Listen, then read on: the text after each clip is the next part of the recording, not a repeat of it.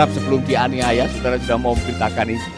Tidak harus melewati masa-masa sulit. Saudara, go and make disciple, go. Saya pernah punya pengalaman, saya belum sekolah Alkitab, saya belum tahu apa artinya menginjil, saya belum tahu. Saya polos-polos saja, saya tergerak pagi-pagi, biasa saya jualan tas Alkitab.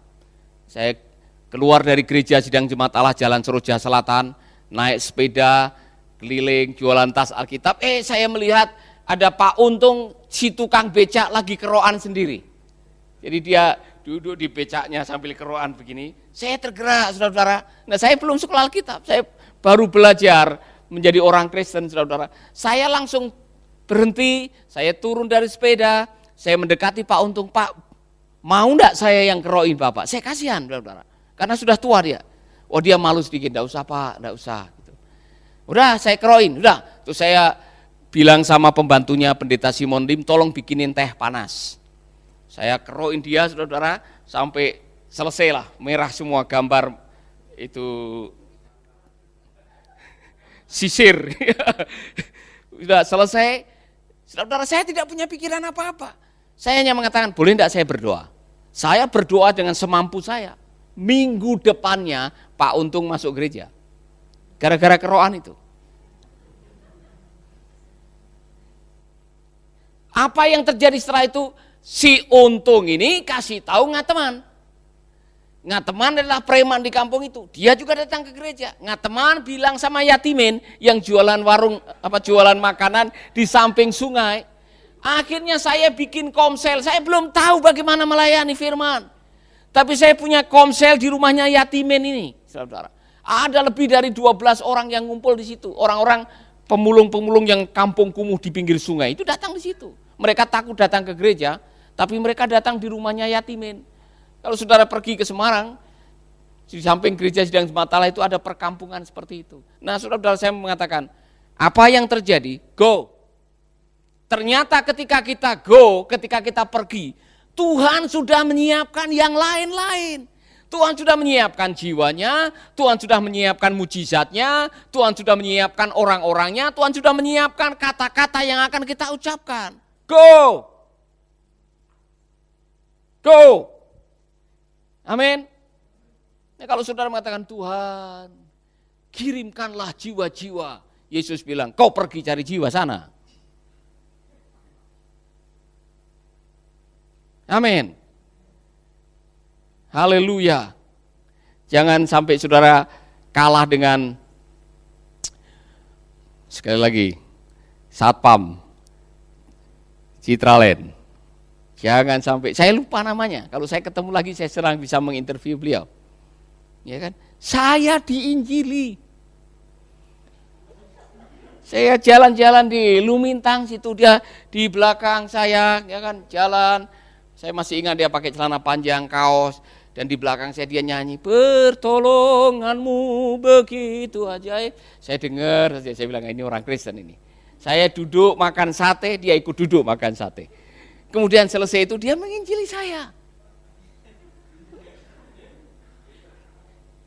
Luar biasa. Nah, saya tidak langsung membuka diri siapa saya dengarkan dulu apa yang dia ucapkan. Dia bersaksi bagaimana Tuhan tolong kehidupannya. Dan setelah itu dia seperti menawarkan Yesus kepada saya salami, saya pendeta. Pak, mohon maaf. Tetapi dia cerita, dia dipakai Tuhan, dia punya hati menginjil luar biasa, sampai rumahnya yang di Monang-Maning sudah jadi gereja. Dan dia bilang, di itu Ciputra ada 23 satpam yang sudah dimenangkan. Kalau Bapak mau mulai pelayanan di sana silahkan. Dia bilang begitu, saudara. Jadi untuk bisa dipakai oleh Tuhan, untuk bisa menjangkau jiwa, untuk bisa memenangkan jiwa, siapa saja bisa. Nah, berbahagialah saudara-saudara yang ada di sini, saudara akan dilatih sekolah melayani.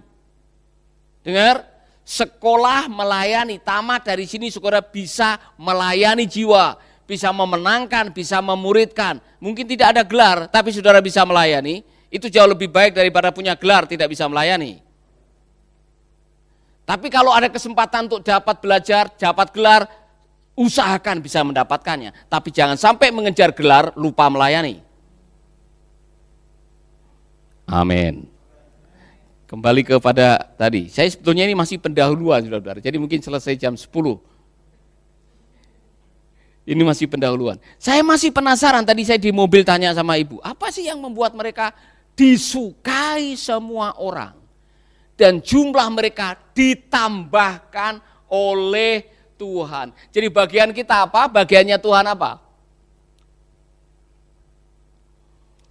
Bagian kita adalah bukan hanya pergi. Tadi ada sesuatu yang unik yang dikerjakan oleh gereja mula-mula. Apa coba saudara-saudara? Ada sesuatu yang dilakukan oleh gereja mula-mula tadi. Perhatikan baik-baik, perhatikan baik-baik. Dengan bertekun, perhatikan baik-baik. Dengan bertekun dan dengan sehati mereka berkumpul tiap-tiap hari dalam bait Allah. Mereka memecahkan roti di rumah masing-masing secara bergilir dan makan bersama-sama dengan gembira dan dengan tulus hati sambil memuji Allah. Mereka disukai semua orang. Mereka disukai semua orang. Saya melihat ada transformasi hidup yang bisa dilihat oleh orang banyak. Ini orang-orang ini, orang-orang biasa. Tetapi ada sebuah transformasi perubahan sikap yang luar biasa yang mungkin dirasakan oleh orang-orang ini. Apa? Yang punya kelebihan menjual tanahnya, menjual harta miliknya dan dibagikan kepada yang berkekurangan. Ini belum pernah terjadi. Jadi tiba-tiba waktu mereka menjadi pengikut Yesus, mereka menjadi orang yang mengalami transformasi kehidupan. Yang membuat orang pada akhirnya tertarik dengan Yesus karena di dalam dirimu ada pikiran dan perasaan Yesus. Gereja Tuhan, saya mau mengingatkan kepada kita semuanya, intisari daripada kekristenan adalah perubahan karakter. Dan perubahan karakter itu hanya bisa terjadi kalau Anda melalui proses yang namanya pemuritan. Dan pemuritan adalah transfer kebenaran lewat hubungan. Di mana hubungannya? Mereka berkumpul tiap hari, memecahkan roti di rumah masing-masing. Nah, saya jadi ingat apa yang dikatakan oleh kitab Ibrani pasal yang ke-15 kalau tidak salah, atau pasal 10 ayat yang ke-25. Mari kita akan lihat. Jangan, ya, 10:25. Dikatakan begini, janganlah kita menjauhkan diri dari pertemuan-pertemuan ibadah. Seperti dibiasakan oleh beberapa orang, tetapi marilah kita saling menasehati dan semakin giat melakukannya menjelang hari Tuhan yang mendekat.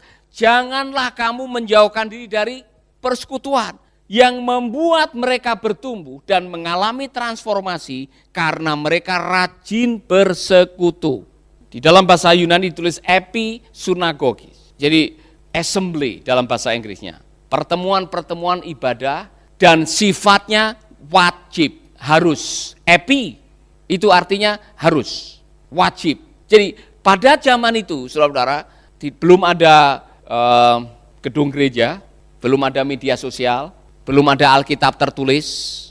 Bagaimana cara para murid ini atau orang-orang yang baru bertobat mendapatkan makanan kebenaran firman? Bagaimana caranya? Waktu itu Petrus belum bisa kirim WA kepada grup pemuritan Yerusalem, belum ada. Bagaimana caranya orang-orang Kristen mendapatkan nasihat firman Tuhan? Mereka rajin bertemu, mereka rajin berkumpul. Saudara-saudara, waktu itu yang namanya surat Rasul Petrus itu surat dalam bentuk gulungan.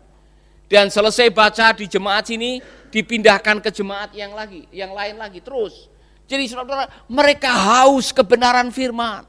Dan ketika mereka haus kebenaran firman, saudara bayangkan waktu itu bisa mendengarkan firman adalah sebuah keistimewaan. Bisa mendengarkan firman itu adalah sebuah makanan rohani yang luar biasa. Orang rindu mendengarkan kebenaran firman. Itulah sebabnya firman itu menjadi benih, menjadi sesuatu yang sangat dirindukan yang bisa mengubah perilaku mereka. Jadi saya menemukan 3 hal. Ternyata waktu Ibrani mengatakan jangan meninggalkan pertemuan-pertemuan ibadah, berkorelasi dengan kisah para rasul, yang mereka tiap hari bertemu, sambil memecahkan roti mendengarkan pengajaran rasul-rasul bertekun, ada korelasi dengan pertumbuhan gerejanya, ada hubungan yang baik dengan pertumbuhan gereja. Karena apa? Ini pertumbuhan gereja yang sangat alami, tidak ada rekayasa. Semua terjadi karena apa? Melihat firman berdampak dalam kehidupan, membawa transformasi, membuat mereka akhirnya berubah hidupnya, dan semua orang tahu. Semua orang tahu, wow, saya tahu ini ada jemaat yang dulu pelitnya bukan main. Sekarang dia tiba-tiba menjadi orang yang berani bermurah hati. Orang akan tanda tanya, wow, luar biasa. Kok bisa begitu? Iya, saudara-saudara, saya rindu atmosfer jemaat seperti ini dikembalikan lagi. Jangan-jangan COVID-19 adalah cara dari Tuhan untuk membuat jemaat sekarang berkumpul di kelompok-kelompok kecil, rajin membaca firman melalui WA karena di dalam kelompok saudara rajin, sehingga kita mengalami terobosan rohani dan kita bisa menjadi orang Kristen yang berbuah, ada transformasi dan hidup kita menjadi kesaksian bagi banyak orang. Sahabat, Anda baru saja mendengarkan program Making Life Better. Hubungi kami di 0811 3901 144 atau 0811 3901 140. Mari dukung pelayanan Making Life Better melalui rekening BCA 66 900 30525. Sekali lagi, 66 900 30525 atas nama Paulus Wiratno. Terima kasih, Tuhan Yesus memberkati. Making life better, bikin hidup lebih baik.